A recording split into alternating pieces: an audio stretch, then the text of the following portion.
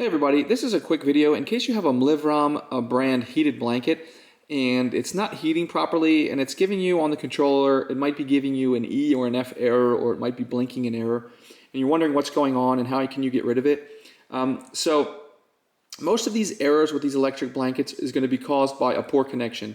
So all you need to do to fix these is turn it off and unplug it from the wall, and then just check, first of all, check the wiring going in and out of the controller and in and out of the blanket, and make sure it's nice and snug and nothing's loose or disconnected or frayed there, because that could be causing the error. And then the last thing you want to do is plug the blanket back in, but don't plug it into an extension cord or a power strip. Plug it directly into the wall. Make sure it's nice and snugly plugged in. And if that gets rid of the error and you had it on an extension cord or a power strip before, what's probably going on is that extension cord or the power strip is not heavy duty enough for the electrical needs of the blanket, and you'll just need to use the blanket either keep it just plugged directly into the wall, or get a heavy duty enough extension cord to carry the current for it. So anyways, hope this helped. Thanks a lot for watching. Have a great day.